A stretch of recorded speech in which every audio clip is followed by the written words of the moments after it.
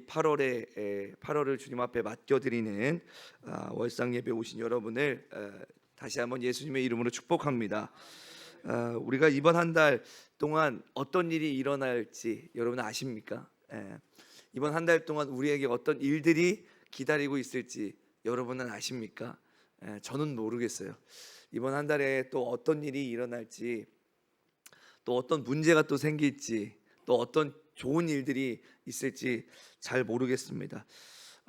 사실 우리의 삶이 우리 뜻대로 되지 않고 우리 생각대로 되지 않잖아요.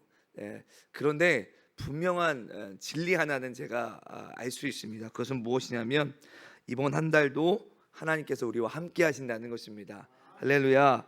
그래서 오늘 말씀의 제목이 이렇습니다. 한번 따라해 볼까요? 이번 달도 주 안에서 할 수 있습니다. 주 안에서 할 수 있습니다. 네, 이번 달도 주님이 함께 하시기 때문에 이번 달도 우리는 주 안에서 무엇이든지 할 수 있는 줄 믿습니다. 아멘. 지난 한 달을 한번 돌아보시면 또 한 달 동안 여러 가지 일들이 있었을 것입니다.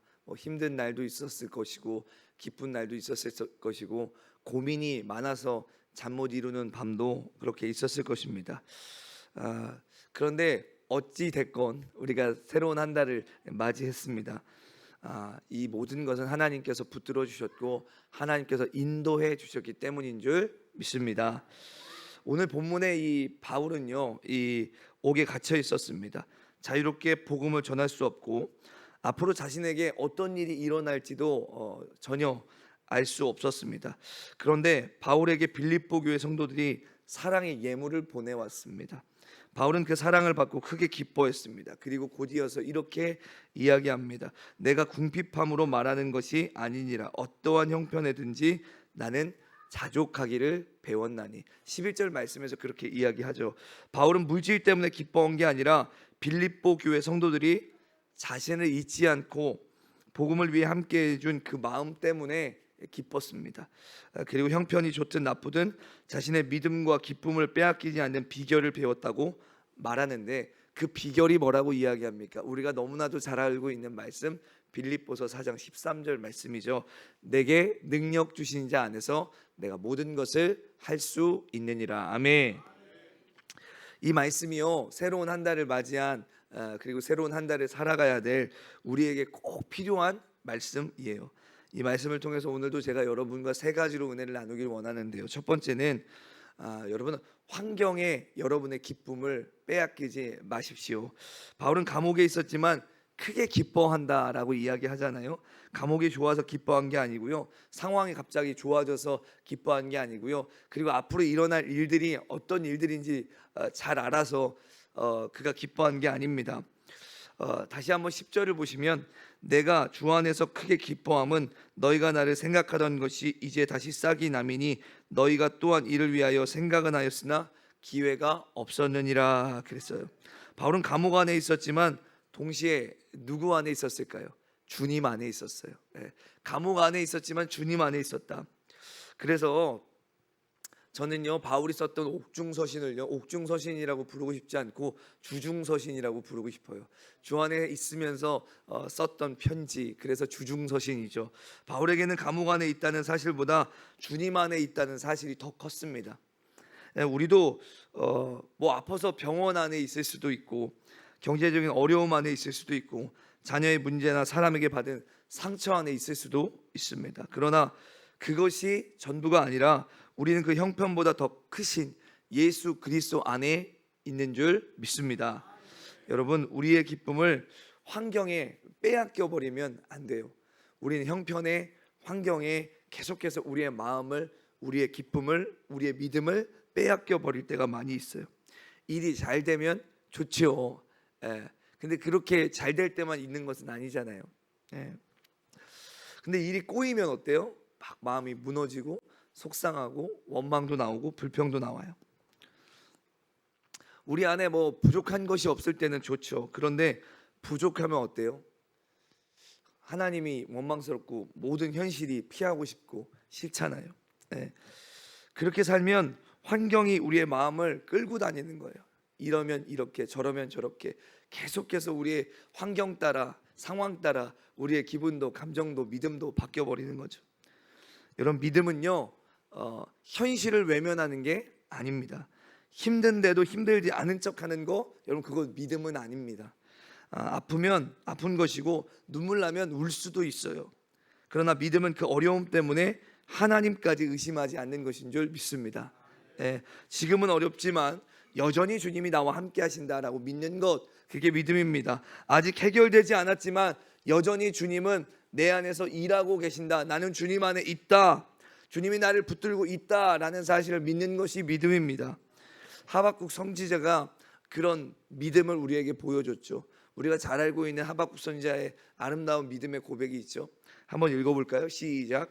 비록 무화과 나무가 무성하지 못하며 포도나무에 열매가 없으며 감람나무에 소출이 없으며 밭에 먹을 것이 없으며 우리의 양이 없으며 외양간에 소가 없을지라도 나는 여호와로 말미암아 즐거워하며 나의 구원의 하나님으로 말미암아 기뻐하리로다. 아멘. 지금 하박국은요, 환경으로 보면 기뻐할 수가 없잖아요. 환경으로 보면 좋을 수가 없어요. 다 없단 말이에요. 없을지라도. 그런데 그는 뭐라고 하냐면 바로 나는 여호와로 말미암아 즐거워하며 나의 구원의 하나님으로 말미암아 기뻐하리로다. 할렐루야. 있는 것 때문에 기뻐한 게 아니에요. 하나님 때문에 기뻐했다는 거예요. 여러분 혹시 지난 한 달 동안 기쁨을 잃어버리셨습니까? 사람 때문에 속상하고 자녀 때문에 걱정하고 건강과 물질 때문에 낙심하셨습니까? 오늘 주님 앞에 다 내려놓고 이번 한 달은 주님을 더 크게 바라보시기를 예수님의 이름으로 축복합니다. 문제가 우리 마음을 다스리게 하지 말고 우리의 마음을 여러분이 주님 안에서 잘 다스릴 수 있기를 예수님의 이름으로 축복합니다. 두 번째 읽어볼까요? 시작. 어떠한 형편에서도 자족하기를 배우십시오. 어떠한 형편에서도 자족하기를 배우십시오. 11절 보니까 내가 궁핍함으로 말하는 것이 아니라 어떠한 형편에든지 나는 자족하기를 배웠노니. 여기서 중요한 건 뭐냐면요, 배웠노니입니다. 바울도 처음부터 자족하기를 잘한 게 아니에요. 배고픈 날도 지나고 풍부한 날도 지나며 자족을 배웠습니다. 여러분 자족은요 저절로 생기는 게 아니라 여러 형편, 여러 상황들을 지나면서 생기는 것 같아요. 여러분 인생을 살면서 고난을 한 번도 겪어보지 않는 사람은요 고난을 만나면요 너무 쉽게 무너지고요 힘들어합니다. 그런데 여러분 산전수전 공중전 다 겪으신 분들은 어떠십니까? 어떤 일들이 와도요 요동하지 않아요. 궁핍에도 처할 줄 알고 풍족해도 그곳에도 처할 줄 알고 어떤 상황에서도 처할 줄 아는 능력이 생겼기 때문에 그렇습니다. 여러분 자족이 무엇입니까? 아무것도 바라지 않고 지금 형편에 그냥 만족하면서 사는 것, 뭐 주저앉는 것, 그런 거 아니에요. 필요한 것을 구하지 말라는 것도 아니고 더 나은 삶을 위해서 노력하지 말라는 것도 아닙니다. 자족은 뭐냐면 아직 부족한 것이 있어도 그 부족함 때문에 오늘의 감사를 잃어버리지 않는 것입니다. 할렐루야. 응답을 기다리면서도 감사하고 열심히 노력하면서도 결과는 하나님께 맡기는 것이 자족입니다. 아멘. 빌립보서 4장 12절 보니까 뭐라고 이야기합니까? 나는 비천에 처할 줄도 알고 풍부에 처할 줄도 알아. 모든 일 곧 배부름과 배고픔과 풍부와 궁핍에도 처할 줄 아는 일체의 비결을 배워노라. 아멘. 제가 엊그제부터 인생 디자인 학교 수원에 있는 예담학교라고 하는 곳에서 우리 목회자 자녀들과 선교사 자녀들을 9박 10일 동안 이렇게 훈련하고 세우고 섬기는 캠프에 다녀왔습니다. 근데 저는 거기가 호텔 같은 곳인 줄 알았어요. 근데 호텔이 아니라 그냥 학교였고 그냥 아이들이 자는 기숙사였어요. 근데 거기서 자는데 깜짝 놀랐어요. 이불도 없고 수건도 없고 비누도 없고 아무것도 없는 거예요. 근데 제가 주일 예배 마치고 이 재정 보고가 끝나자마자 바로 출발해서 갔거든요. 그러니까 제가 수건도 안 가져가고 그리고 씻는 것도 안 가져가고 이불도 안 가져가고 아무것도 안 가져간 거예요. 근데 갔는데 아무것도 없고 그냥 침대에 매트리스만 있는 거예요. 매트리스에 까는 이불도 없고 베개도 없고 아무것도 없는 거예요. 좀 당황스러웠죠. 그런데 어떻게 해요? 옆에 계신 그 차보영 목사님도 계시고 김용철 목사님도 계셔가지고 목사님 혹시 이게 아무것도 없네, 뭐 챙겨오신 거 있으세요? 좀 빌려달라고 갔는데 자기들도 안 갖고 왔다는 거예요. 아니, 뭐, 목사님은 9박 10일 계신데 안 갖고 오셨다고요? 깜짝 놀라서. 근데 어떻게 씻었냐? 예, 가지고 간 티로 이렇게 수건으로 이렇게 씻고, 아무것도 없었지만, 예, 그냥 물로만 이렇게 닦고 그렇게 했어요. 그러니까 시원하고 좋네 그러면서 그냥 그렇게 잤는데, 에어컨을 켜놨는데 이불이 없으니까 너무 추워가지고 힘들었지만 입고 간 정장을 덮고 그렇게 잤어요. 여러분, 없으면 없는 대로 또 잘 수 있는 거잖아요, 그렇죠? 예, 제가 그렇다고 해서 나가가지고 막 필요한 것들을 다 사가지고 오고 그렇지는 않죠. 뭐 그 정도 좋은 환경에서 왜 못 자겠어요? 예, 군에 있을 때는 이렇게 혹한기 이 훈련 이럴 때는 진짜 낙엽을 파고 자고 막 그랬었거든요. 예, 눈이 와도 텐트를 치고 자고 막 그렇으니까 뭐 그거는 뭐 큰 문제가 되지 않죠. 근데 그러고 나서 이 말씀을 준비하는데 처할 줄 아는 게 진짜 능력이구나라는 그런 생각이 들었어요. 여러분, 어떤 상황에서든지 처할 줄 아는 거, 그거 진짜 능력입니다. 할렐루야. 예.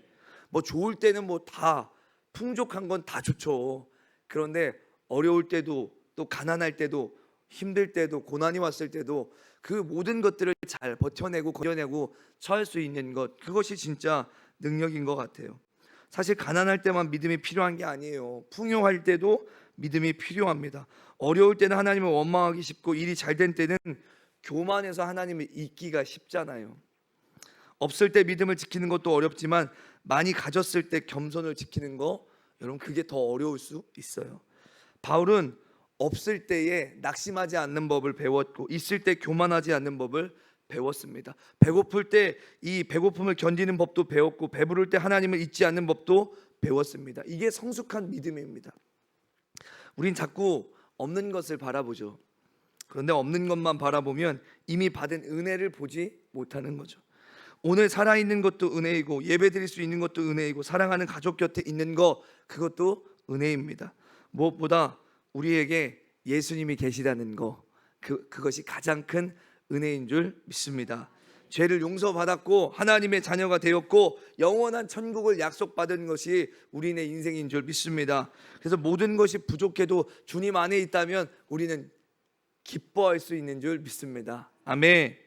이번 한 달은요, 불평보다 먼저 감사를 선택할 수 있기를 예수님의 이름으로 축복합니다. 아침에 눈을 뜨면 하나님 오늘도 살게 하셔서 감사합니다. 오늘도 필요한 은혜를 주실 줄 믿습니다라고 고백하십시오. 어려운 일이 생길 때마다 여러분 생각하시죠. 하나님이 여전히 나와 함께 하신다. 하나님이 날 참 사랑하신다. 여러분, 이렇게 여러분 자신에게 이렇게 선포하시고 여러분 자신에게 이야기하십시오. 낙심하지 않고 있는 것 때문에 이번 한 달 없는 것 때문에 낙심하지 마시고요, 있는 것 때문에 교만하지 마시고 어떤 형편이든지 믿음을 지킬 수 있는 저와 여러분 될 수 있기를 예수님의 이름으로 축복합니다. 세 번째 읽어볼까요? 시작. 능력 주시는 주님을 의지하십시오. 여러분, 능력 주시는 주님을 의지하십시오. 13절에 다시 보시면 내게 능력 주신 자 안에서 내가 모든 것을 할 수 있느니라. 이 말씀은 내가 원하는 것은 무엇이든지 다 이룰 수 있다라는 그런 뜻이 아닙니다. 공부하지 않아도 시험에서 100점을 맞고 사업을 시작하면 무조건 성공한다, 뭐 이런 말씀도 아닙니다. 바울은 배고픔도 경험했고 풍부함도 경험했습니다. 자유롭게 복음을 전할 때도 있었고 감옥에 갇힐 때도 있었습니다. 그러나 어떤 형편에서도 믿음을 지키며 하나님께서 맡기신 사명을 감당할 수 있었습니다. 주님이 바울에게 주셨던 능력 때문에 그렇습니다. 할렐루야. 그러므로 바울의 고백은요, 내 힘으로는 할 수 없지만 주님이 힘을 주시면 이 상황도, 이 형편도 견딜 수 있습니다. 이길 수 있습니다. 돌파할 수 있습니다. 이 시험도 이기고 사명도 끝까지 감당할 수 있습니다. 여러분, 이 고백이에요. 아멘. 바울은 감옥의 문 앞에서 나는 당장 나갈 수 있다라고 외친 게 아니에요. 나는 나갈 것이다 라고 외친 게 아니에요. 감옥 안에서도 믿음을 지킬 수 있다고 고백한 겁니다. 할렐루야. 하나님께서는 우리 앞에 문제를 해결해 주실 때도 있지만 그 문제를 통과할 힘을 주실 때도 있어요. 문제는 그대로 있는데요, 문제를 통과할 힘을 주실 때도 있습니다. 문제가 남아있다고 하나님이 일하지 않으시는 것이 아닙니다. 내가 그 문제 앞에서 무너지지 않고 여전히 기도하고 있다면 하나님이 지금 나를 붙들고 계신 것입니다. 내가 그 문제 앞에서 무너지지 않고 하나님을 바라보고 있다면 여전히 하나님이 나를 붙들고 계신 것입니다. 혹시 지금 감당하기 어려운 일이 있으십니까? 이 일은 정말 못하겠다, 이 사람은 정말 진짜 용서가 안 된다, 이 상황은 정말 납득할 수가 없다, 너무 지쳐서 쓰러질 것 같다, 일어설 힘이 없다, 이런 생각이 드십니까? 오늘 말씀을 붙드십시오. 내게 능력 주신 자 안에서 내가 모든 것을 할 수 있다. 할렐루야. 내 힘으로 버티려고 하면 지칠 겁니다.